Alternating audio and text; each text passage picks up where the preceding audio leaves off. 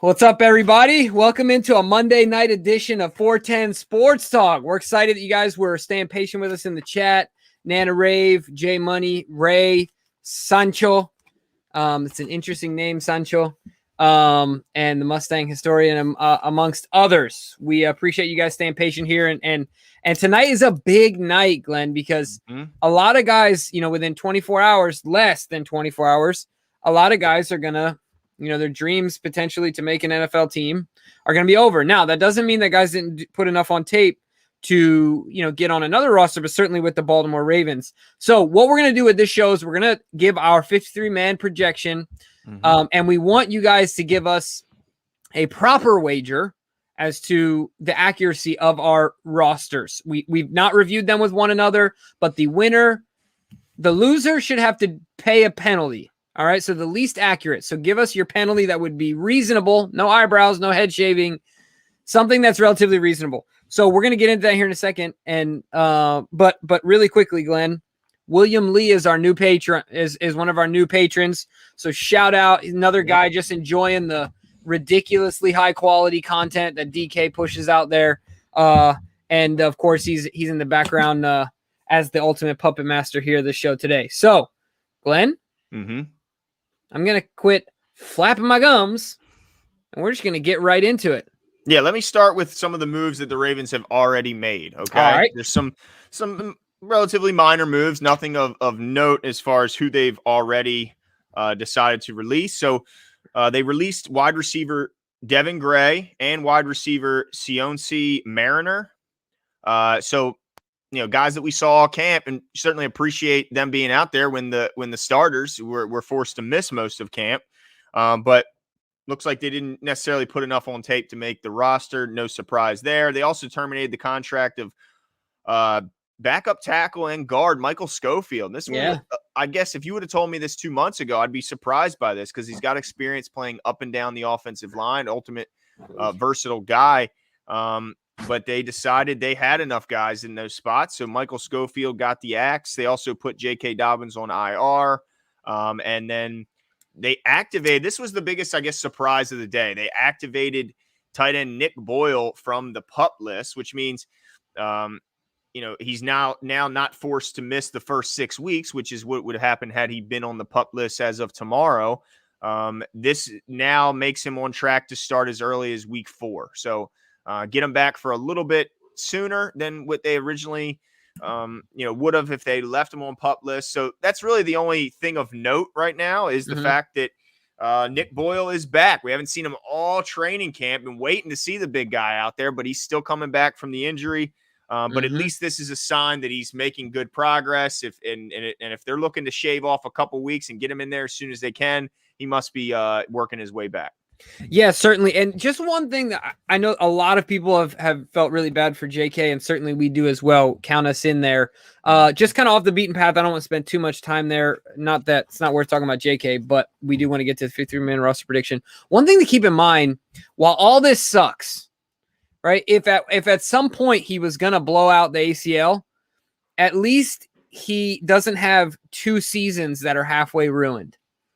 Right. At least by this time next year, he'll have literally a full calendar year, not a football season, a calendar year of rehab and recovery under his belt. So, I realize the situation sucks, but if I were him, that's how I would attempt to frame my mind to get through the tough situation. So anyway, that was just something that was on my mind. So I wanted to mention it, but it does free up a potential roster spot for one of these guys, Glenn. So should we dive right in? I think we should. All right. So where are we starting? Quarterback? Well, let's start. Yeah, the easy spot, right? Because man, let me tell you, I don't know how they do it. Because I'm over here, my opinion doesn't matter a lick, and I'm over here sweating trying to decide who I'm going to keep, who I'm going to let go, who do I think could go through the practice squad, who do I see them going thin at, or where do I see them going heavy at? There's so many decisions to be made, and if it's taking me to task, and I can imagine, what it's doing and how it's keeping EDC up and those guys up at night. So yeah, let's start easy. Quarterback, I say they keep 2. It's Lamar. It's Tyler Huntley. Do you think Trace makes it through the practice squad pretty easily? Easily. Absolutely. I can't see why anyone would take a Yeah. chance on him, and then because they'd have to sign him to their active roster. This isn't like Right. they could sign him to their practice squad.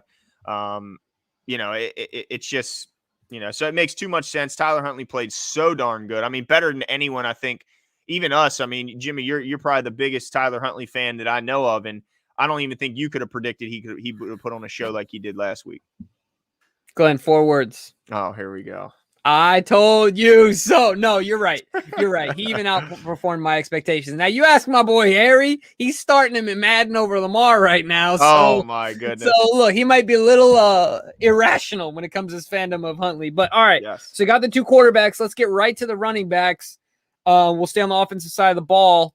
And I think freaking Justice Hill found his way on this roster all because of JK. So, I'm going 3 backs. I think you might have the same 3. I'm not sure, though. I have Gus, Jay Hill, Tyson Williams. Well, I'm torn over this spot, and let me tell you why. Because we haven't seen Justice in how long, right? It's been It's been like time. 3-4 weeks. So if he makes the team, when could we, at the earliest, when could we see him on the field? I mean, yeah.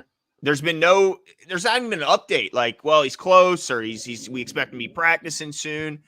I'm so torn on him, and the reason I'm so torn is, and Dewan just said it. To me, it came down to Mason or Hill, and I look at Ben Mason as a guy who, they showed that if they needed to, they'll put him at running back. Now, of course, they don't want to because, in my opinion, he looks like a fullback when he runs the ball. Okay, he's not necessarily a guy who replaces a running back. He looks like a fullback carrying the rock. So on mine. And this is going to come as a shock, but I have just 2 making the initial roster. I have just Edwards and Williams making the initial roster. Now, I think that's because I think this injury to JK is a little bit more substantial, and I don't know how. So if he makes it, unless they IR him, Talking about Hill? Yeah, because if he makes the initial roster, then they can put him on that short term. They can still bring him back. If they start him on IR, he's gone for the year. Yeah. So I'm kind of on the fence on and that was the biggest one that kind of had me keeping my. Now you got me nervous because I got them both. I could go light in other places. Yeah, you're going to go light elsewhere. And I know that this is a risky move because of the fact that they run the ball so much. But I think as far as the initial roster goes, I'm going to go Mason over Jay Hill because I'm not so sure. But then does that mean? And let me ask you this quick sidebar. Obviously, this doesn't account for any other moves Eric DeCosta is going to make. Think Gurley's on his way to Baltimore? I don't think so. You think they won't go any like Gurley, Le'Veon? No, they're not going to. Who's the guy that's down the Bucks that's been ring chasing for a while? Shady McCoy. Yeah, you don't think they go anywhere outside? Unless there's another injury, I think they'll keep those guys on speed dial. But as long as Tyson Williams, obviously Gus, and Nate McCrary stay upright and stay performing, especially those last 2 guys, if they continue to perform like they have been, then and I don't see why you need to call those guys in. I mean, it would still be another process where you got to right. It could be at week 3, you reevaluate, and you're like, they're not doing it for me. Then you make a call. I see what you're saying, but initially, exactly. So you got 2 backs then. I got 2 backs, but with a caveat, and I guess I'll go into that now. I guess there's no real – I think they get McCrary through to the practice squad. Okay. So he's still a very – he could still very much so be an active roster come week 1. This is really about just crunching the numbers and trying to get them to the correct that 53. But – yeah, that roster manipulation in every way possible. Yeah, it can absolutely change. Yeah. Man. It's just hard because I don't know how they cut Hill with this current situation, but that would mean I'd have to go light elsewhere. He's bike lock chain. He's a bike chain lock, bro. You think so? I mean, yeah. After that injury and his contributions on special teams, I think right now in the depth chart, when would he be ready? Yeah, that's why I just don't know. But I feel like he's there. I just don't see any way. But I get your point too. I totally get it. You know what? I'm going to put him in there. And I'm because I had that's later to be seen because I got some guys that were kind of tweeners, but yeah, I think I got to put Justice Hill and the main reason is the fact that if you're gonna have a third running back, he's got to be a really good special teamer. So I guess that he is that. They always talk about his special teams. So let's say Yeah. 3 running backs: Edwards, Williams, Hill. Okay, so let's move to fullback, Jimbo. Yep. Do you have a surprise for us? No, I mean, well, I guess if you think it's a surprise, but I don't think it's a surprise with the Baltimore Ravens. I got Ricard and Mason on the squad. Oh, you got them both. Okay, I thought you were Both going to of go the big elsewhere. boys on the squad. Okay. Yep. I got a surprise elsewhere, certainly. But yeah, so and then it sounds like you just have Ricard? No, I got Mason. Yeah, Okay. I had him over Hill initially. Oh, right. But you're yeah, gonna I go got light them both somewhere in else, there. it sounds like. Yeah, I can't see them cutting a draft pick. I would be stunned. I was actually, pretty surprised they traded Wade, but that's a trade. That's much different than just cutting a guy and risking losing him. Although I'll say this, I think I'd be absolutely, you know what? I can't do it because I just don't see him doing it. But I'd be absolutely stunned if anyone claimed Mason on their practice squad. On their active roster. Who would do it? You're right. So I think the only reason Mason doesn't make this team. Ooh, so let me back you off that cliff for a second before that's your final answer. Dun, Okay. dun, dun. Okay. So we talked about it. Boyle's off pup, right? Yeah. But don't you think that talk about roster manipulation? Like, don't you think that the first few weeks Mason might be more valuable than he would be later if it came down to him or someone else? Yeah, absolutely. But so that's part of the reason why I have him. All right. I got a guy at tight end, and we can go into that next. Sure, we can go right to tight end. But you know what? I'm going to cut Ben Mason, and I'm going to put him in my practice squad because I know it's an unconventional move, but who in the world is claiming Ben Mason? Who is? There is no one in the league that is signing him to their active roster. There's no way. So I'm going to cut Ben Mason, and he's immediately going to be on the practice squad. And who knows? I would not be shocked at all to see him active week 1 because I don't anticipate Justice Hill being active week 1. So I think he'll be our emergency third back, as well as a backup tight end and help at fullback as well. So let's go into tight end. Let's talk about tight end because I think it's obvious right now Andrews and Boyle are both on this team with Boyle being activated. So is it right? Is 2, 3? Yeah. Okay. Good. Look at DK keeping us straight, and I appreciate that. So it's Andrews and Boyle is 1 and 2. Here's where it gets interesting because I think we're going to differ here. I got Eric Tomlinson as my third tight end. He showed me something in that last preseason game. He showed me something. He had that nice touchdown catch. He's really never disappointed me. And with Boyle coming right off of PUP, he's not going to be ready week 1, as we already said. He's going to be ready maybe week 4. So who's going to be your big blocker inside? It's got to be Tomlinson. And Tomlinson has shown enough in the passing game, in my opinion, to be he's a replica of Nick Boyle to me. Nick Boyle will catch it if you throw it to him, and so will Eric Tomlinson. He has not disappointed me in the least. Actually, while I understand Oliver brings more athleticism to the position, he's dropped many more balls than Tomlinson. He has a fumble under his belt. Now, he has a lot more catches too, a lot more targets. But to me, Tomlinson did enough in that last preseason game to show me he's reliable when thrown to. He will catch the ball. Might not be the athletic guy after the catch, but he'll be fine to secure it and make some plays. So I got 3 tight ends: Andrews, Boyle, Tomlinson. Very convincing argument, Glenn. I am going to stick with my 3, but I do think there's some. I think your argument has some merit to it, and so I'm going to stick with Andrews, Boyle, and Oliver. Okay. I think that Oliver showed enough just to nudge Tomlinson out, but I totally get your point. I guess the way that I address it in my mind would be more with Mason to kind of make up for some of the lack of production as far as blocking goes with Boyle. But I totally get the equation. We're equating we're coming to the same answer, sort of just different variables, right? Like we're trying to cover for Boyle, and I'm just doing it with Mason. You're doing it with Tomlinson. Show you? I know he had some spurts. I was a little disappointed in the athleticism and the burst, the drops, the fumble. He really seemed like a poor man's Evan Ingram to me. Evan Ingram, isn't his name? The Giants guy. Yeah. Like they dial up 10 catches for him. He's got 12 yards. And 2 drops. I wouldn't be surprised at all to see him in the practice squad. Look, they have a bigger practice squad. I don't see anyone claiming this guy. Tell people your other conclusion, because I think this also has to go into it about that transaction with the Jags. Yeah, so the Ravens currently, when they traded for Josh Oliver, the deal was it was a conditional 7th round pick. So meaning if he makes our team, makes our final 53, we have to give the Jaguars a 7th round pick. Well, currently, as it stands, the Ravens don't have a 7th round pick. They used that 7th round pick and traded that and Greg Manns to Miami in exchange for a 6th round pick. So they moved up from the 7th to the 6th and gave up a player they were going to cut anyway. So they don't even have a 7th round pick. So how can they give a 7th round pick to the Jags when they don't have one? Eric's got to go shopping. I guess so. So that also kind of led me to believe that they're probably That's a great point.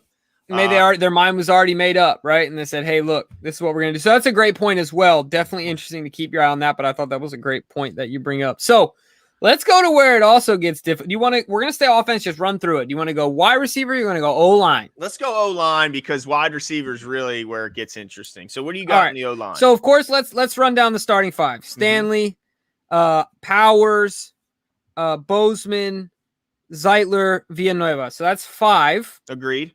All right. And then aside from that, I got Phillips. Mm-hmm. I got Cleveland. Mm-hmm. I got McCarry. Mm-hmm.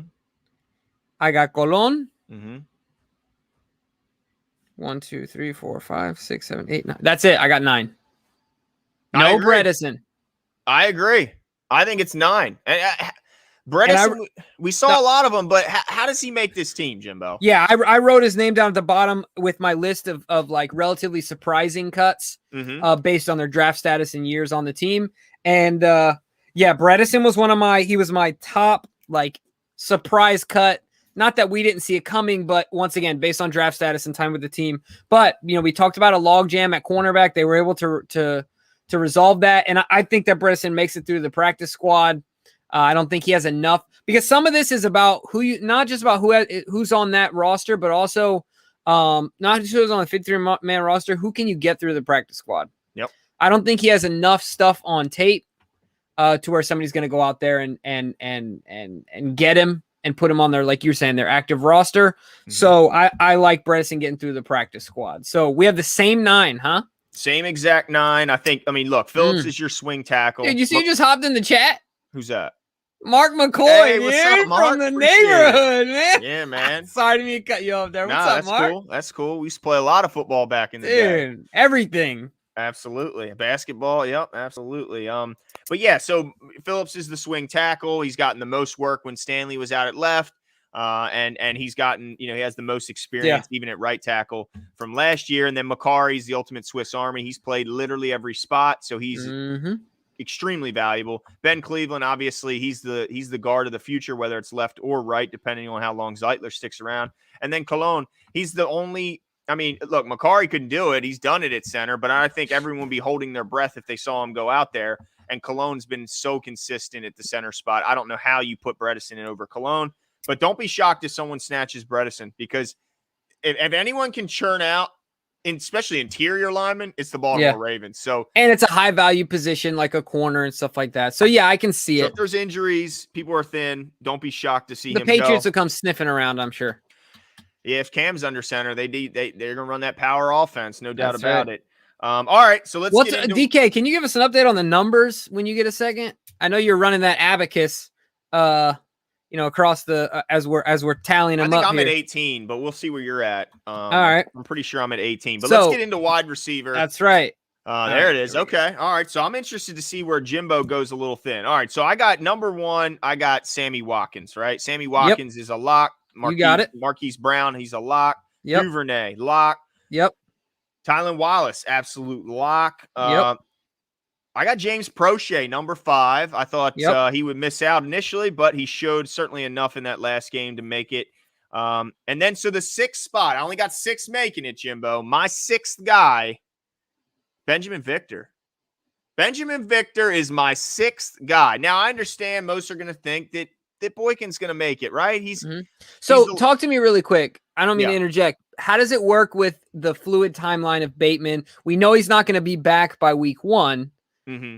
But I'm sorry. I forgot to read Bateman, but he's in there. Yeah, he's in there. All right. So I was asking about that. I was wondering what you were doing with him logistically. Yeah. So I think what they're going to do is pup list him, right? I mean, if they pup list him, he misses the first 6 weeks, but that was kind of expected, right? 6 weeks for Bateman? I heard October. So if it's October, really? What's the first game? The 7th? I thought it was September. I thought he said October. DK, if you can get us some insight on that. Yeah, because see what you can find out. We're putting him to work tonight. I know, right? But I think Bateman's got to miss the first. I mean, he had groin surgery. I think he's got to miss it. He's already out there running. Yeah, but did you see him running? I mean, I could have beaten him in a race then. I mean, I'm pretty butt slow if you ask most people. But you know what? Man. Benjamin Victor, huh? He had the catch. On the fence with him. He had such a great catch. But can he get through the practice squad? You know what? I'm calling an audible. I'm scratching Ben Victor. He's going to my practice squad. All right. Victor's going to my practice squad. So Boykin's still missing, but I had Mason in there earlier, and I didn't have Hill, so I have to squeeze out a spot. So here's where I'm making it. All right. So I got Watkins, Brown, Duvernay, Bateman, Prochet, Wallace. Those are my 6. I don't have a 7th. I got rid of Ben Victor. Yep. I like him. I think he's got a lot of upside, but I'm just, again, who can I get through September? Okay. All right. So then that would mean that Bateman has to make the 53, right? He can't go on the pup. So that means he has to be on this pup. I mean, on this 53. That's what I thought too. Yeah. So if that's the case, then Victor's got to go. I'm sorry, Ben. I'm sorry, but he's gone. Got to go. But he'll be back, right? I mean, I think he'll be back. But yeah, those are my 6. You got anything different? Nope. Same exact 6. Not going 7. And just like DK put up on the screen there, when John said that was August 12th.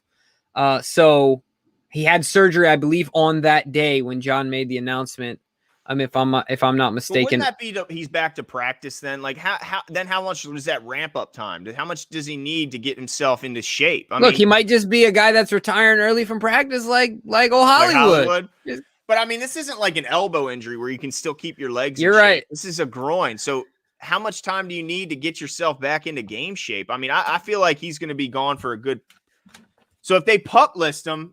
So let me just say this in a caveat. If they put him on the pup list, then that means he's not on the 53, misses the first 6 weeks. Then I would put Victor into that 6th spot. All right. Not Boykin. So Boykin is, to me, he's the 8th guy right now. Yeah, no, I'm with you on this one. In fact, I have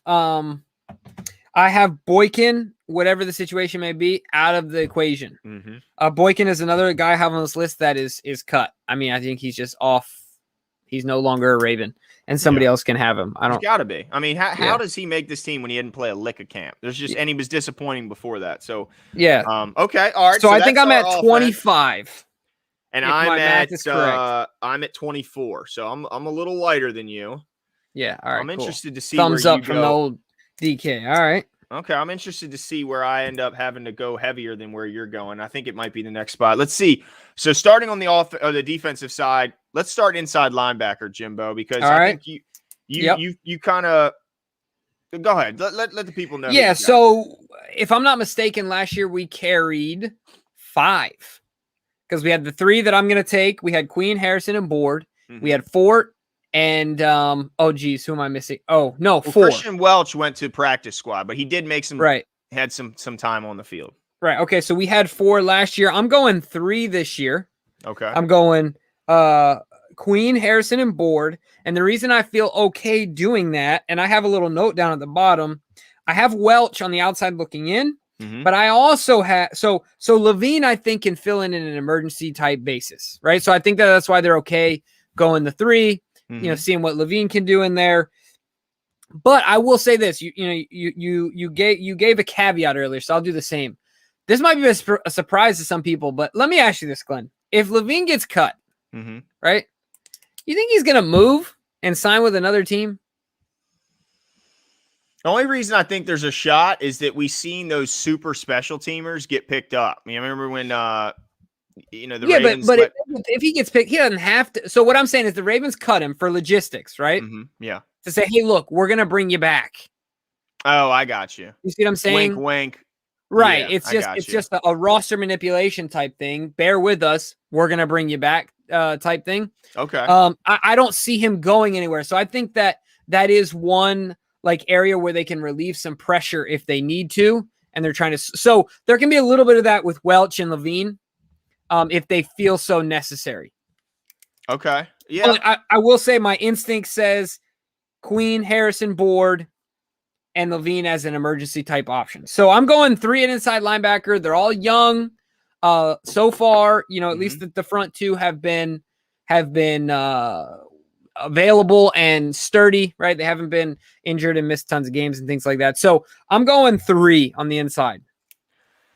Yeah, and I, I thought this might be a shot for Christian Welch to make the roster, but I agree with you. I think it's only 3, and I think because they know, or they at least confident that they could get him through to the practice squad. And look, he could be very well active week 1. I mean, it really just depends on some of these other guys and some decisions they might have to make after this cut down. But yeah, I just can't. If I go 4 there, then I got to go thin elsewhere, and I can't do it. But if Ray is right, I think I just saw. Yeah, Ray put in the comments that Bateman's going to be missing 6 to 8 weeks. Earliest he's back is the end of October. If that's right, well, then he's pup listed. And then just so I'm clear, then Victor makes this team. I still don't think that it's Boykin, but gotcha. But yeah, so yeah, I agree with you. Queen, Harrison, Board, and I think Christian Welch could see some playing time early in the season, or if there's an injury, he'd be certainly the first to be elevated and be ready to go. But outside linebacker, this one got a little more interesting because when we did our first prediction, we didn't have Justin Houston. So obviously he's now on this team. He's an absolute stone cold lock. Tyus Bowser, also a lock. And then Adafe Owe, Pernell McPhee, and Dalen Hayes. So I have 5 guys. You notice there's a name missing off that list. There sure is. I just don't see how Snack Daddy makes it. I mean, they would have to go thin at a spot in the back end, which I don't think they want to do.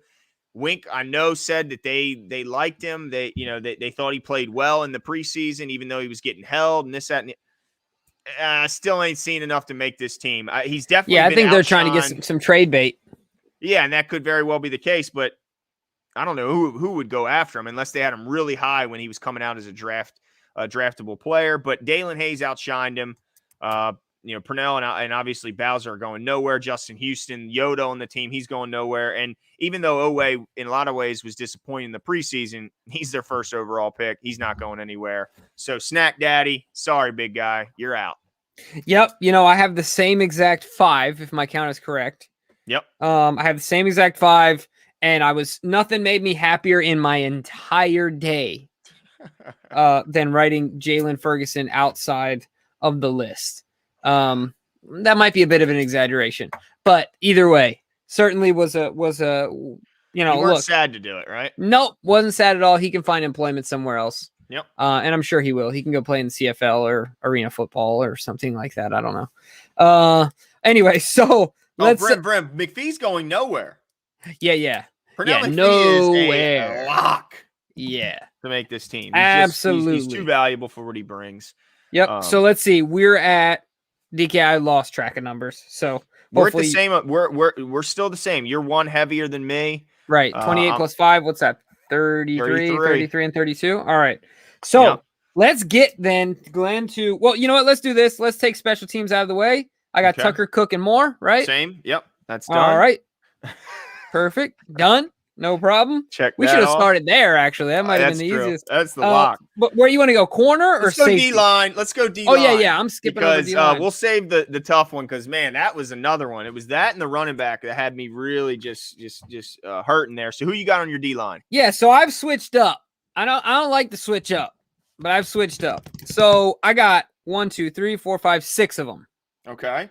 I got Wolf, Williams, Campbell, of course, the Monstars. Mm-hmm. I got Washington, Ellis, and Metabike. Now, if you'll remember, I had Ellis off my list, my original projection. Blasphemy. Well, that's because you saw Big Jelly running down that flat pattern. Well, and he's been more disruptive than in the past. And just looking, maybe him and Sack Daddy should switch nicknames. We could call Ferguson Jelly, right? And then we could call him Sack Daddy because he's starting to get some pressure. So, I like what Ellis did in the preseason. I got 6 on the D-line. What about you? Same exact guys. I mean, I think that was one of the easier of all the positions. It's a bunch of vets there with just a couple youngsters in Washington and Metabike. But, I think those guys, that's a strong defensive front right there. And as long as the older guys can keep themselves on the field and keep themselves healthy, then I think it's going to be a really good unit. Yeah, and DK, when you get a chance, update them numbers because I feel like I'm He did still a second off. ago, and you Did were he? on. You were on. Yeah, so I'm at 38, and you're at 39, I believe, right With now. the here we go, 42 and 4. Okay, Oh, good. with the special Right, teams. somehow Okay. I got myself to 44, and I was starting to panic. Oh no. Okay. All right, so I'm feeling good. All right, Glenn, take us away with corner. All right, let's go to corner. So this one was tough. Okay, first of all, we got to figure out who's listed as a corner and who's listed as a safety because those DBs on the roster make things a little more confusing. But the locks: Marlon Humphrey, Marcus Peters, Tavon Young, Jimmy Smith, and Anthony Averett. 5 stone cold locks. I don't care who you are. If you don't have those 5 on your team when you're predicting, then you're wrong. So those are my 5 to start. And I kept 7 total cornerbacks, Jimbo. Ooh. I got our guy, Chris Westry, who I think is a big reason why Shaun Wade found himself being traded. And then I got Warrior on this roster. He made too many plays. He plays the slot. He's a hard-hitting physical corner who comes up to the line of scrimmage and can make plays. He just kept making plays. Every game, it seemed like he was making plays. So I like the fact that he's got some positional versatility and he can play inside. And I saw him on the outside. He did both. So I got him keeping 7, Jimbo. What do you got? Interesting. So I have him keeping 6 at corner. Same 5 as a lock. My only addition to that is Chris Westry. Okay. Now, I have Warrior off this roster, and I'm going to reveal. So really, to me, it came down to Westry, Washington. So Chris Westry, Adarius Washington, and Nigel Warrior. Okay. For me, I went with Westry and Warrior because what I believe is that Westry would get picked up like that because of his height, weight, his rare size, plus some good film he's got on tape now. Mm-hmm. I think Washington would also get picked up.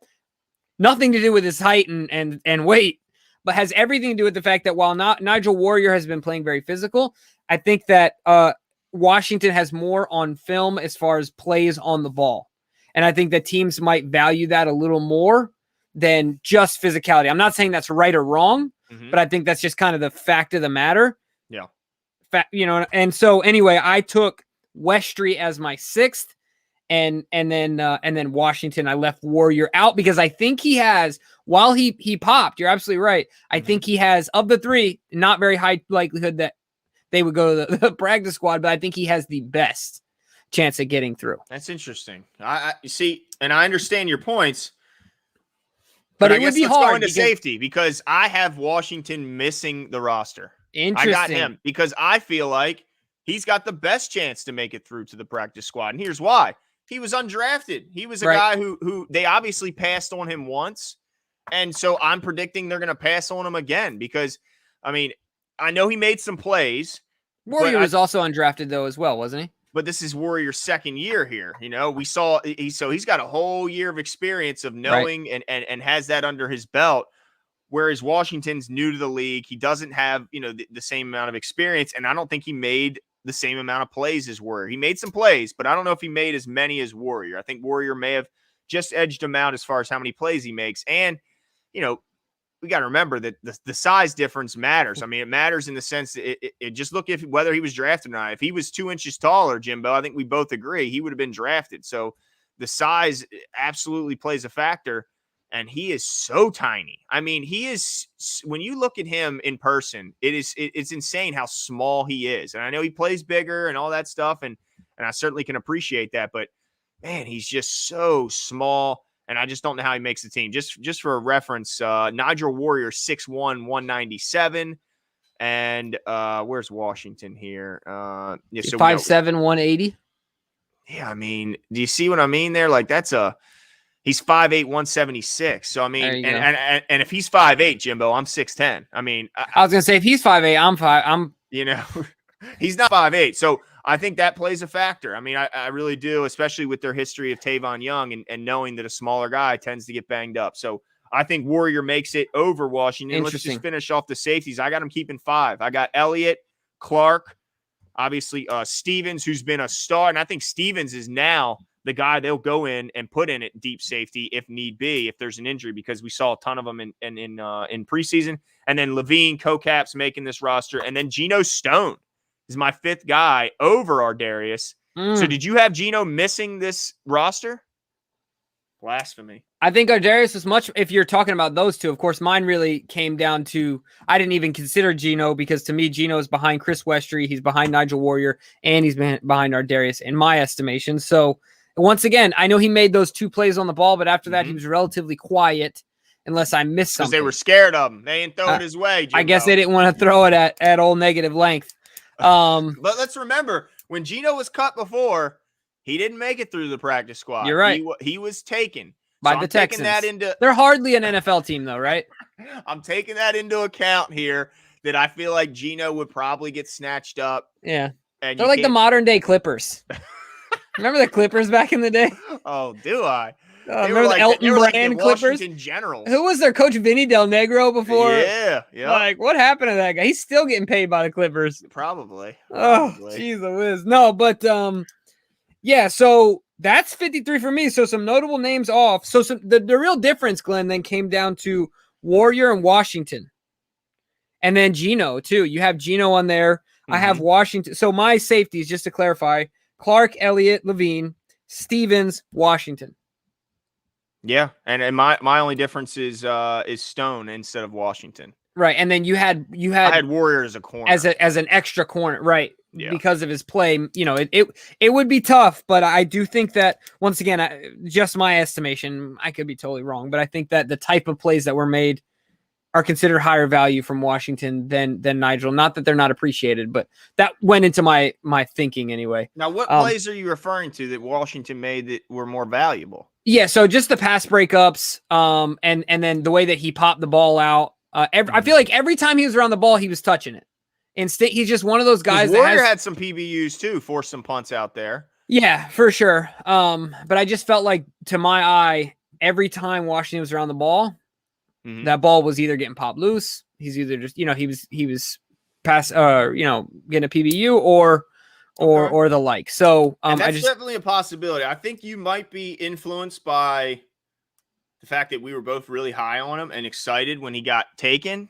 But do you remember when we talked to the media members who've been at all the practice, what they said about Ardarius? Yeah, he said there's no way they see him making this team. I mean, yeah. So I'm kind of taking all this into a that's fine. And when all of them are wrong and your boy is right, yes. Make sure you give me my props, okay? Okay, all right, fair enough. Well, the good thing for you and for Washington, he's going to make the practice squad, okay? He's going to make it. He'll be there, and then you have that at least going for you. But I think we all – so – correct me if I'm wrong, DK, but I think we both ended at 53. So that's an accomplishment in itself. So yeah, seriously, the fact that we got there without going over.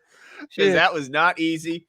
But I know that some people are screaming in the comments that they're going to cut Levine. I would be stunned. I understand that he's older. I get that, there's some young guys in there, but Levine just brings too much versatility. I mean, we saw him in the slot. We saw him outside when, shadowing a running back when he lined up on the boundary, shadowing him. We saw him play linebacker in the dime. We see he's our captain on special teams. This guy is the punt protector. He plays the most important position. I would, and then when you listen to his teammates, they talk about him, like how much a difference he's made in their career, helping them out and how to develop themselves and turn themselves into a pro football player. I just think he checks too many boxes to replace with an undrafted, undersized safety. Like a lot of people are suggesting. I would be absolutely shocked. There's just no way Levine gets cut. If he does, then I'd be stunned. Yeah, no, I think with the injury to LJ Fort, not that his stock wasn't already high and he wasn't already a lock, but I think it just did even more for him because he's the Macari of the defense. Yeah. He can do a little bit of everything. And so I think there's a lot of value there. But I will say that there's a chance that there's a wink that happens with Levine. Say, hey, look, we have a long-standing relationship. Let's work out the logistics of the roster, and we'll bring you right back. I'm just saying that I could see if there was one guy that they could go to with confidence, and knowing that he wouldn't get upset, he'd see the bigger picture, this, that, and the other. That could be an option, but I still see it as highly unlikely. And I agree with you. I would be pretty surprised. So just really quickly, the names that I have written down as big names that I don't have making it. I have Bredesen, Miles Boykin, Welch, Nigel Warrior, Jalen Jelly Ferguson. Mm-hmm. So those are my guys that are outside looking in. And I've been asking. No one wants to give us any sort of wager, Glenn. You got any good ideas here? Well, I saw a few in there. I saw like jerseys. Somebody said you have to wear a Baker Mayfield jersey. Ooh, that would burn you up because not only do you have to wear it, but that means you have to buy it. Yes. Yeah. Well, yeah. That's even worse. I mean, wearing it's one thing, but having to put out a couple shekels here is going to be a whole nother. Right. Because I mean, I think that's a good one for you. I don't know really what would be. Okay. Here's another good one. Okay.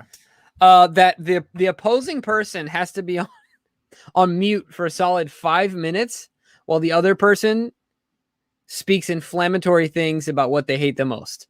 So, for example, you can talk about how great Baker Mayfield is, how great Jalen Ferguson is, how great Tom Brady is. You can talk about how awesome Kevin Durant is. The list can go on and on. Just all your triggers. And I literally can't come off mute. And I could go on and on about how great Bill Belichick is and, all this other stuff, right? But you can't. Anyway, just a thought, throwing it out there. All right. Well, I see I have to get a Snack Daddy jersey. Oh, my goodness. What am I just going to smear it with nacho cheese sauce and jelly from you just got to get a shirt, with some food droppings on it, but like on the print, not the actual shirt, not actual food. That's a good one from Purple and Black.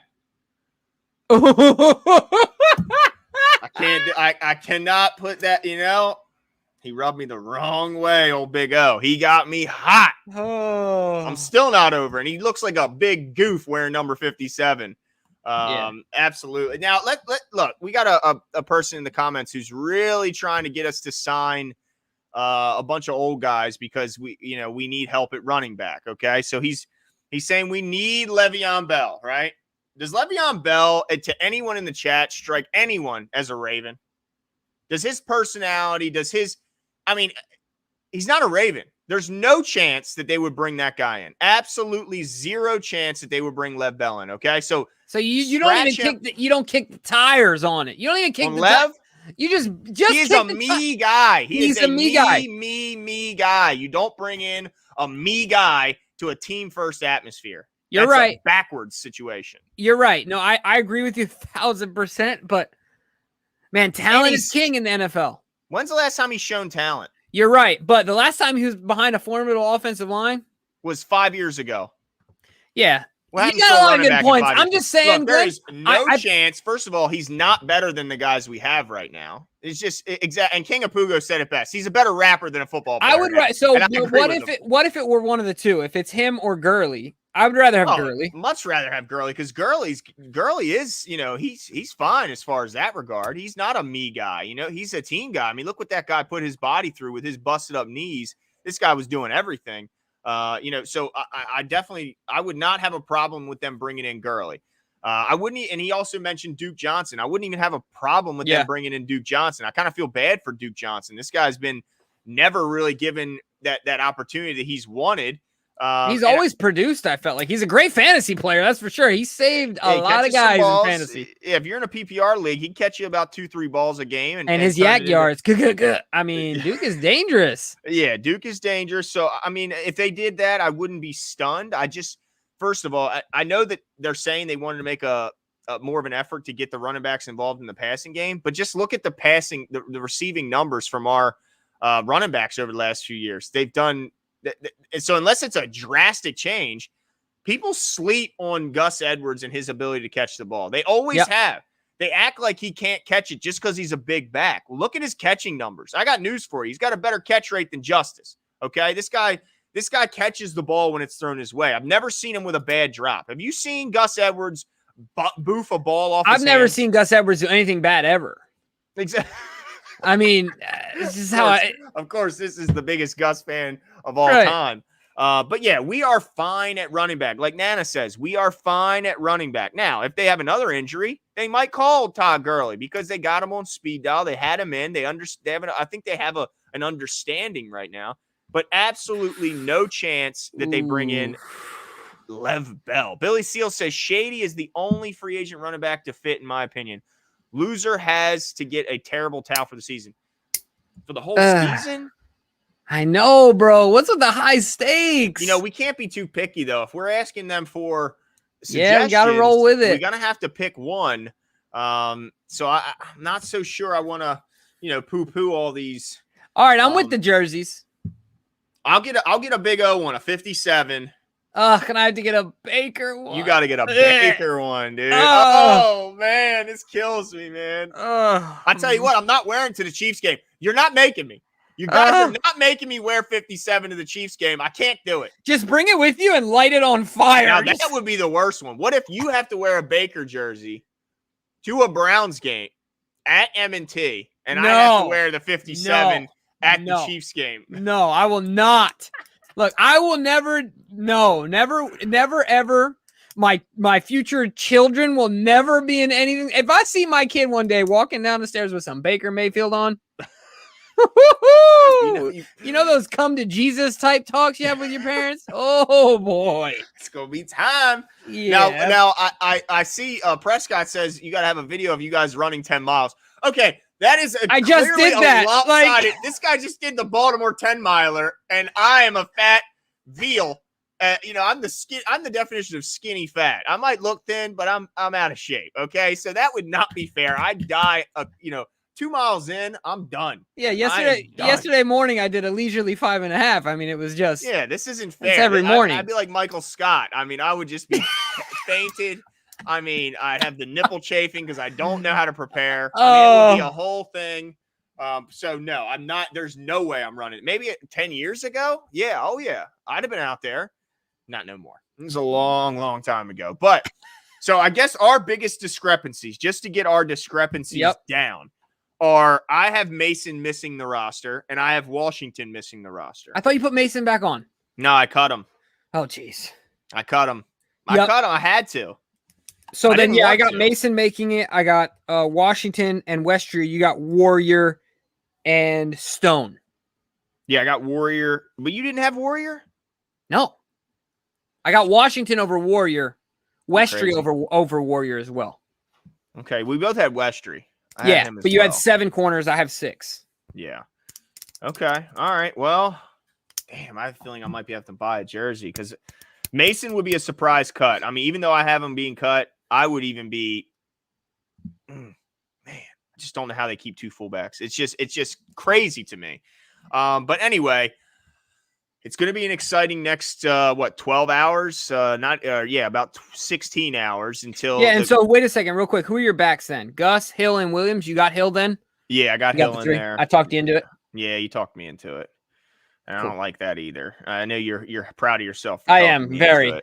So we got to what, 4 p.m. tomorrow? 4 p.m., but I'm sure it's going to be an all-day event because they're gonna do it face-to-face, bringing these guys in man-to-man, let them know what the options are.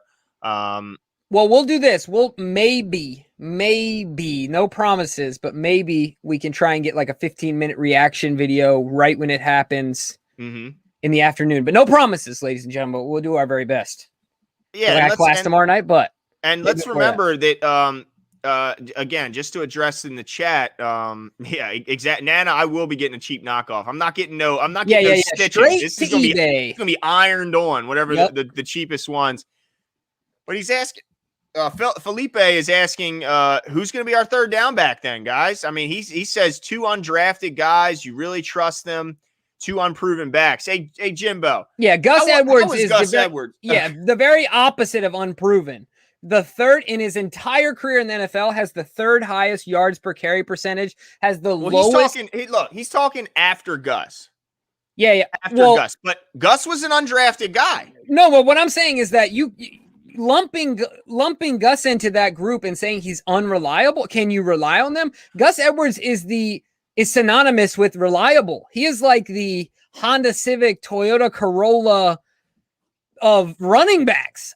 I mean, this dude just keeps going. I think they like Gus, but I think his point is the third down back, your backup behind Gus. He's not buying into Tyson Williams, Nate McCrary, or Justice Hill. That's fine. This is what we'll do. Third down. All right. You just keep Gus. Yeah, you keep Gus on the field. That's no problem. But look, you just go no running backs. Just go all tight ends and a fullback back there. Let's be honest though. You don't when Gus was an undrafted, unproven rookie, you know what he did? His first year in 2018? He had a 90.2 PFF rushing grade, which was 5th in the league. He averaged 5.1 yards per attempt, which was also 5th in the league. And in just 6 starts as a rookie, just 6, as an undrafted, unproven rookie, he was on pace for 1,400 plus yards and averaged 10 points a game in he averaged 10 averaged 10.4 PPR points per game.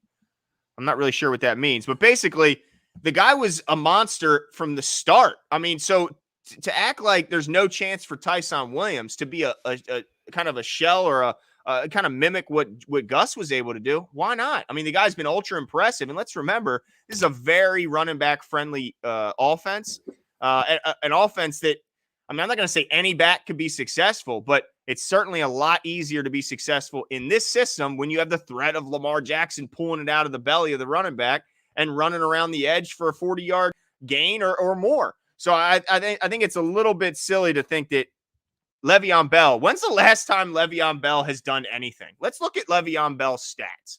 I mean, just for what's and giggles, let's look at the last time Le'Veon Bell was successful in the National Football League, because I think we have a little bit of I mean, this guy has been dreadful. You know, the last time, first of all, Gus Edwards has never averaged under 5 yards a carry.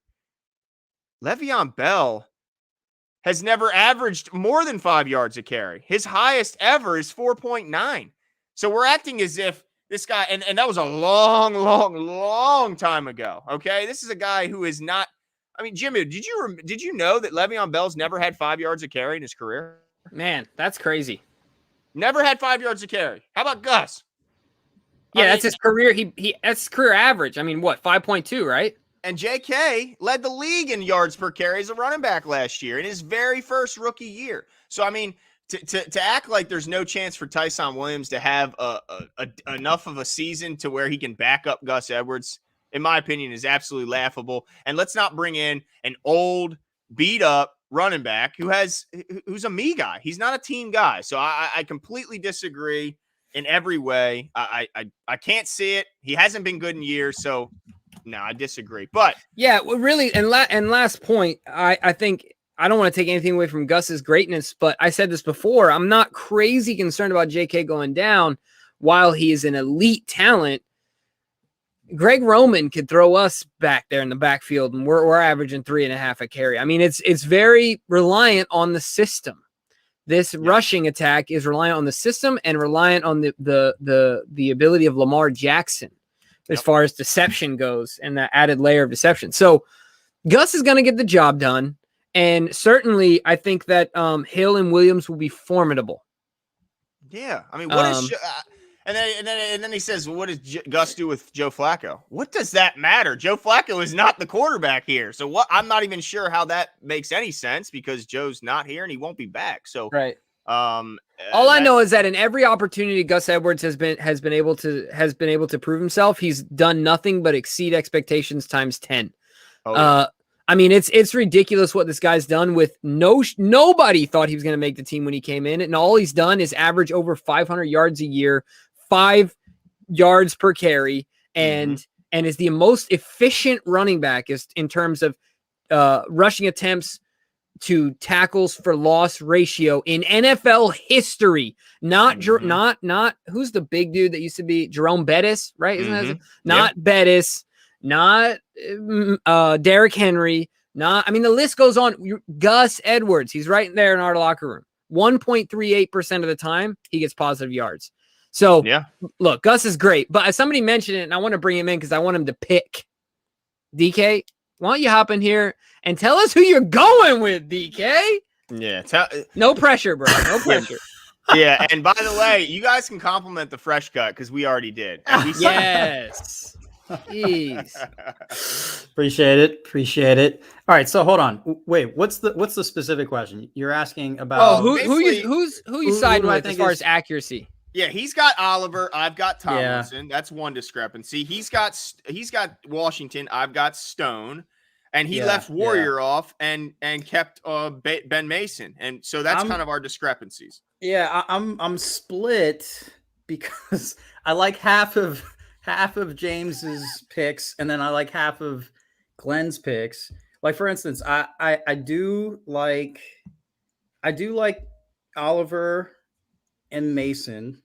Although the point about the seventh round pick is real. It's interesting.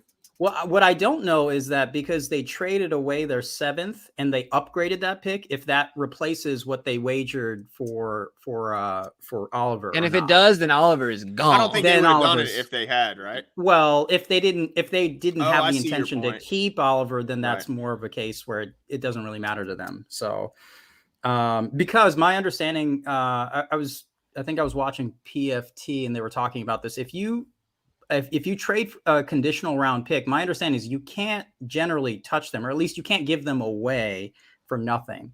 So I think it's different if maybe you're upgrading the pick, then you would replace that pick with the one that you had earlier. But so anyway, I'm not exactly sure how that works, but I do like Oliver in general over Tomlinson. I just feel like in general, while I agree with James's take that he's not as impressive as we first thought, but it's harder to find tight ends like that than maybe a blocking tight end that Tomlinson is. So that's my idea on that. And I do think that Ben Mason, his development, could really be spurred on by playing on the field. So if he's on the team and he has a chance to, say, replace Ricard in the future, like, you got to see what he's worth. Yeah. So at some point, you can't just stash him away and then say all of a sudden I'm going to flip these guys. So that's my thoughts on that. And then I'm kind of torn about Warrior. I do think he's been playing well, but I do think Stone is going to make the team. Just based on his play. I mean, 2 picks in a game. I mean, he was picked by the Ravens initially. So that's maybe for what that's worth. And I kind of feel like, well, what he showed on the field was the reason why the Ravens drafted him originally. And maybe that gives him sort of the nod that, the Ravens can kind of feel like they got it right. So I'm kind of on the fence. I'm halfway between 2 of those guys. Although I do like I like Glenn's pick of Benjamin Victor. I like that one. That's I'm starting to lean towards Bateman's probably going to be pup listed. I mean, I just don't. I don't know, man. You need time to ramp up. You need time to get back in shape. You can't do any of that with a groin injury. Right, so. But I mean, either way, I guess I mean in terms of the 53, that's true. And then I guess what your thought is that once Bateman comes back on, then Victor jumps onto the practice squad or something, or I think so. I mean, unless a lot of times it's just these things kind of work themselves out. So maybe there's another guy who's banged up at that point. Sure. In that room. But I think if they had to, they'd probably. Yeah, if all 6 of those guys are healthy, then he probably finds his way out the door. Yeah. It's a tough one though. DK riding the fence, man. Freaking politician. I'm always riding the fence. Although I do love the wager. I love the wager. It's good stuff. Yeah, that is a good wager, man. Oh, I'm gonna be sick wearing that jersey. Oh, you're already feeling it, huh? And how about this? Instead of doing it like at the game, because we don't right now currently have tickets to a Browns game, we have to do it in the recap of that game. So if it's the Chiefs recap, I got to wear the Chiefs jersey. I like that. And the Browns recap, Jimbo's got to wear the Baker jersey. Done. Sounds like we have a deal. Nice. Awesome. I get to watch, by the way. Yeah, you get to watch and just see the misery on my face if I have to wear that 57, which is very, very possible. Nana says she likes the haircut, DK. Hey. Appreciate it, Nana. That's right.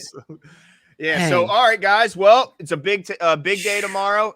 Make sure you keep it tuned to wherever you find your most breaking Ravens news. And I'm sure we'll be back with a video breaking down when the real decisions are made. Yeah, exactly, Glenn. And just like we mentioned at the beginning, new patron, go check it out. DK is always dropping great articles on there. I've said before, it's $1 a month. There's also other options, but to get access to DK's articles, it's really quite simple. Find us on Instagram, everywhere else. Our pod is killing it, dude. It's picking up a ton of momentum as far as, we have the channel here on YouTube, but if you guys are driving, you want to listen to us, find us anywhere you're listening to your current podcasts, plug us in. We're on any of them you can think of. Spotify, what's the other ones? Apple, obviously, Google Play, all of them, Stitcher. Mm-hmm. So go check us out, but let me give a couple shout outs. Yeah, let's do it. Shout outs. Edwin, appreciate you coming out. I agree. Boykin is gone. Don C, always love having you out here. Always pumping it up. Tanja, sorry you missed it. This was kind of an unexpected live just because of the situation, but you can certainly run it back. Darren Siegel, also appreciate you coming out. I like it. Gus certainly improved his draft status with the injury. Yeah. Unfortunately to DK. Felipe, appreciate you commenting. Even though we didn't agree, we certainly appreciate you kind of making us look in different directions. Always love someone challenging us and making sure we look at things at every angle. Living legend, appreciate you. Troy, always in here with us. Purple and Black, appreciate you coming out with us. If I didn't say it, Nana Rave, of course, we appreciate you. Gavin, thanks for coming out. Prescott as well, appreciate you coming out. Let's see. If I missed anyone else, I do. Brim Vrim was active. Appreciate you being active in here. Matt B as well. Appreciate you coming out. Even though, it's the first time he called us live. So I appreciate you coming out. Everyone who I didn't mention, thank you. Anyone who didn't comment, Wednesday night. You. Reminder, no longer Tuesdays. Jimbo had to go ahead and book himself up. He is busy on Tuesdays. But Wednesdays, we will be live. And you want to tell him the guest, Jimbo? Yeah, we got Cliff Brown from the Baltimore Ravens coming on Wednesday as well. So you guys got some great stuff to look forward to as well as we do. We get to be with you guys for our live show. And then right after that, we're going to have Cliff, and we'll be sure to put that up as well. So make sure you subscribe, turn your notifications, do all the good stuff. Give us a like, helps out in the algorithm, and we'll talk to you.